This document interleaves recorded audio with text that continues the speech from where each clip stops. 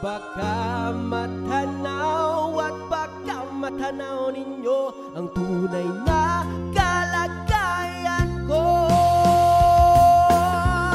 Itako po, nandiyan po ba kayo sa loob ng malaking bahay at malawak na bakuran? Mataas na pader, pinapaligiran at nakapilang mga mamahaling sasakyan. Mga patay na laging bulong ng bulong, wala namang kasal pero marami ang nakabarong. Lumakas ba ng ulan ay wala butas ng bubo, mga plato at kutsara na hindi kilala ang tubo. At ang kaisip ko pinanggatas na nasa kahon, at kahit na hindi pasko sa lamesa may hamon.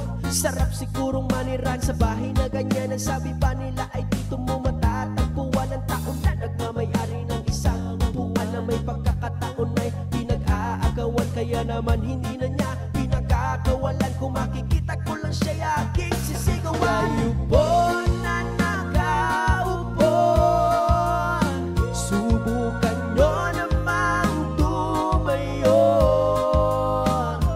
at baka matanaw ninyo ang tunay na kalagayan ko. Mawalang galang na po sa taong nakaupo. Alam nyo bang pantakan ng bigas namin ay di puno? Ang dingding ng bahay namin ay pinapit-tapi ng yero. Sa gabi ay sobrang init na tumutunaw ng yelo na di kayang bilihin upang ilagay sa inumin. Pinakulong tubig sa lumang tapuring uling-uling, gamit lang panggatong na inanong lamang sa estero na nagsisilbing kusina. Sa umaga yamin banyo ang aking inay na may kaymanan sa isang kaldero na nagagamit lang pag ang aking maisip sweldo.